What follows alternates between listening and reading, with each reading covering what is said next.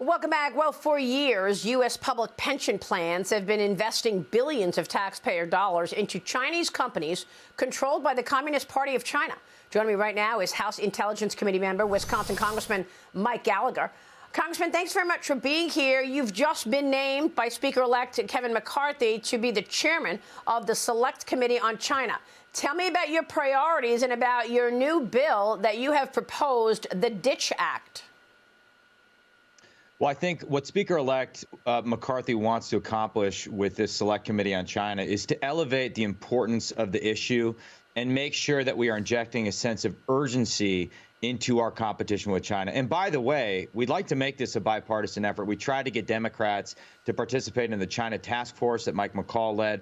They refused for partisan reasons. So we're hoping they're going to put that behind them and step up to the table, because defending the country from Chinese Communist Party aggression should be a bipartisan thing. So how do we do that? Beyond explaining the stakes to the American people, well, a key part of that strategy has to be reducing our economic dependency on China and making sure that U.S. dollars aren't financing China's military modernization or financing genocide in Xinjiang province. So I introduced a bill recently called the Ditch Act, the Dump Investments in Troublesome Communist Holding Act, that would force tax-exempt entities like nonprofits, university endowments, public pension plans to divest from Chinese companies or lose their tax-exempt status. They can choose whether they want to retain the tax-exempt status or they want to continue to subsidize America's foremost adversary. So that's one of many things I think we can do to start taking this competition seriously. And all of it requires us to understand the nature of the regime that we're facing in the Chinese Communist Party.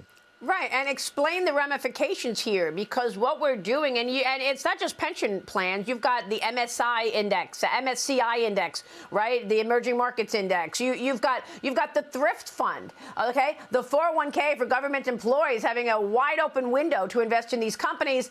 Explain the ramifications, because if the CCP is controlling these companies, they could at any time turn around and go against America, go invade Taiwan, whatever it is, and U.S. investors are funding this?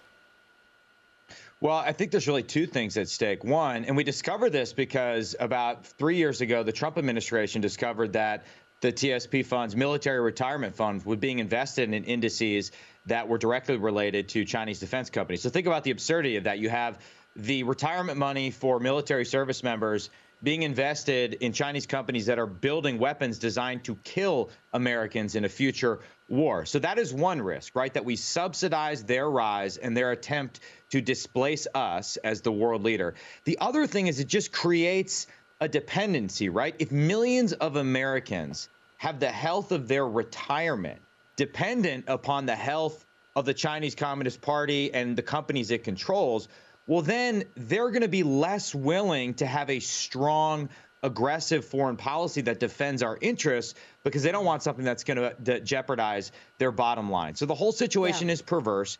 We have to pursue smart, selective economic and financial decoupling before it's too late.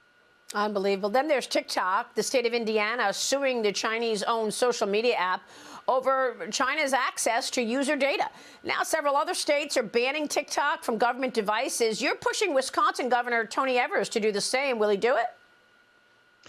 Well, I've yet to hear back from the governor. I am urging him to take this seriously. But if he doesn't do it, Senator Marco Rubio and I have a bill to ban TikTok at the federal level. It will be a bipartisan bill in the House. Reluctantly, I'm starting to hear some Democrats get on board. The risk is a few-fold here. One, the fact is that TikTok is owned by ByteDance. ByteDance is controlled by the Chinese Communist Party. So it's as if in 1958 we would allow Pravda and the KGB to buy the New York Times, the Washington Post, the Chicago Tribune, ABC, and NBC all at once. This is on the cusp of becoming the most dominant media company in America.